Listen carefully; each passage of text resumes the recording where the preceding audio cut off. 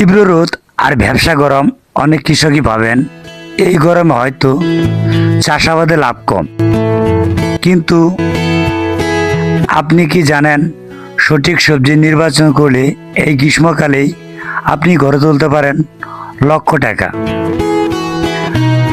আজ চাষা টিভির বিশেষ প্রতিবেদনে আমরা জানাবো এমন 5টি লাভজনক গ্রীষ্মকালীন সবজি সম্পর্কে যা চাষ করলে আপনি অল্প সময়ে বাম্পার ফলন ও কাঙ্ক্ষিত দাম পেতে পারেন।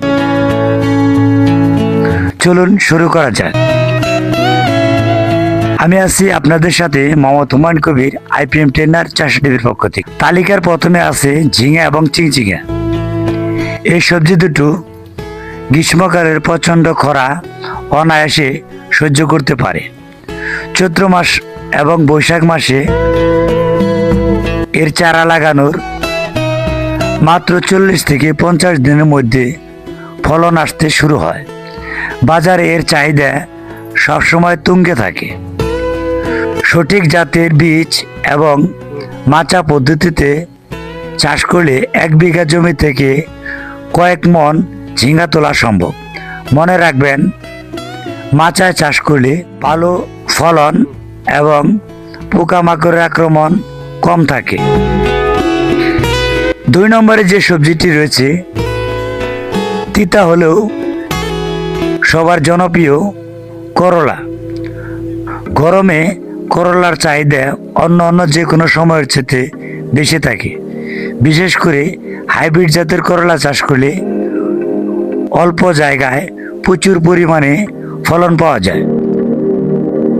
করলা চাষের একটু যত্ন নিলে এবং নিয়মিত জৈব সার প্রয়োগ করলে 3 থেকে 4 মাস পর্যন্ত একটানা ফলন পাওয়া সম্ভব।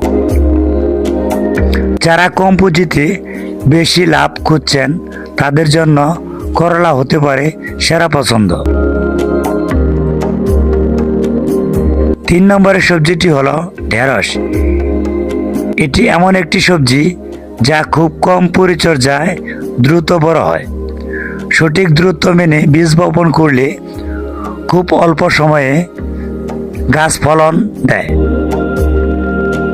ঢেঁড়সের বড় সুবিধা হলো এটি প্রতিদিন বা একদিন পর পর তোলা যায়, যার ফলে কৃষকের হাতে সবসময় নগদ টাকা থাকে।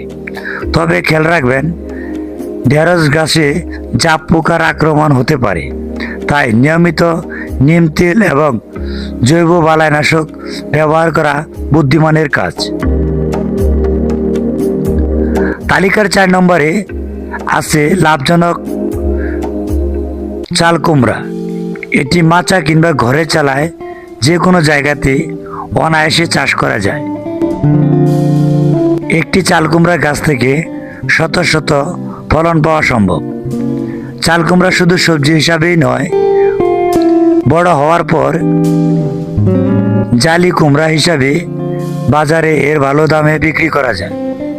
এমনকি এটি অনেকদিন ঘরে সংরক্ষণ করে রাখা যায় বলে বাজারের দাম বুঝে বিক্রি করার সুযোগ থাকে। সর্বশেষ আমাদের তালিকায় আছে জনপ্রিয় সবজি কাঁকরোল। গ্রীষ্মকাল ও বর্ষাকালে কাঁকরোলের ফলন সবচেয়ে ভালো হয়। এটি একবার রোপণ করলে বছরের পর বছর ফলন দেয়, কারণ এর মূল মাটির নিচে থেকে যায়। পুষ্টিগুণে ভরপুর এই সবজিটির বাজার মূল্য সবসময় কৃষকের অনুকূলে থাকে। বিশেষ করে রপ্তানিযোগ্য সবজি হিসাবে কাঁকরোল চাষ বর্তমানে অত্যন্ত লাভজনক একটি ব্যবসা হিসাবে অনেক চাষিরাই বেছে নিয়েছে।